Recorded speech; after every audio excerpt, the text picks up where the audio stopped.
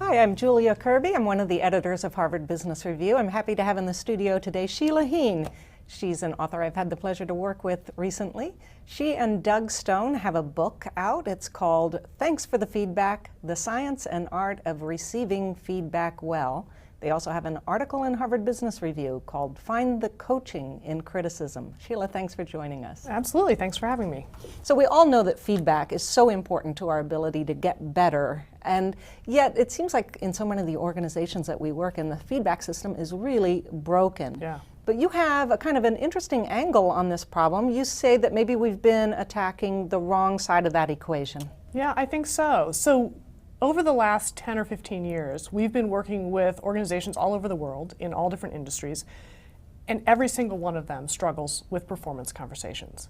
And so the usual response to that is to focus on teaching managers how to give feedback more skillfully and more often, to be more persistent. And that's great. It's helpful when managers have good communication skills. At the same time, it's still a push model of learning. And if the receiver isn't ready or able or willing to take it in, well, there's just so far that skillfulness or even persistence are going to go. So we think that actually we've had it backwards for a while, that the real leverage is in creating pull, in teaching people how to receive feedback well and drive their own learning. So you see that as actually a teachable set of skills. Yeah. But you also see that there's a real set of barriers to people even wanting to do that. I mean, what is it that makes it so hard for us, even when a manager is doing an okay job of giving us feedback, for us to really take it to heart? So one of the things I think that is core to understanding why most of us struggle with receiving feedback is that it really sits at the crux of two human needs. We all want to learn and grow. That's actually hardwired into satisfaction and happiness in life.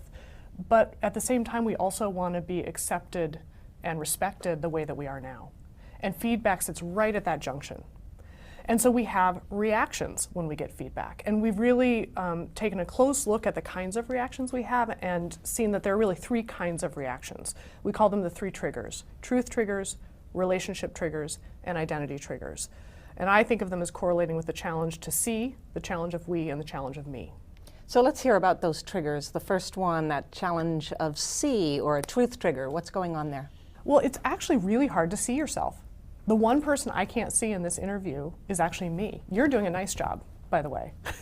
But I can't see my own face. I can't actually even hear my own tone of voice. And then it's compounded by the fact that givers are often quite vague when they give us feedback. So they'll say, you need to work on your people skills, or you need to be more proactive. And so I'll have a truth reaction like, well, that's not true, or that's not fair, when I don't even understand the feedback yet, partly because I can't see myself and the impact I have on other people, and partly because they're being unclear. And what about relationship triggers, that problem of we, you said? Yeah. So all feedback sits in the context, it lives in the context of a relationship. And whether our relationship is good or strained, I can have reactions to who's giving me the feedback, how they're giving it to me, when they're giving it to me, where they're giving it to me, completely inappropriate, by text, seriously. And so I'm distracted from the what because I'm so preoccupied with the frustration of the who. I get it. So I'm going to reject that feedback just because of the source. I don't trust the source. And then you had your third one, that was identity triggers, when it sort of offends my sense of me. Yeah, so there are a couple things going on here. One is that we each have a story we tell about who we are.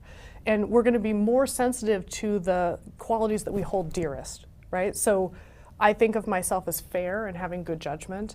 Feedback that questions that sense of myself is going to hit harder than if you tell me I'm disorganized, to which I say, yeah, that's not news. I wish I were more organized, but I'm not particularly sensitive about it. The other piece is that we're all wired differently. So I may be very highly sensitive to feedback, and you may be actually relatively insensitive to feedback. And that actually complicates things when we're giving feedback to each other or having a feedback conversation, because if I'm giving you feedback, I'm going to be much less direct because I know I would be very upset if someone said this to me. You may actually need me to be very direct because it won't get through otherwise. And vice versa, you're going to be pretty harsh and direct, I'm going to be devastated.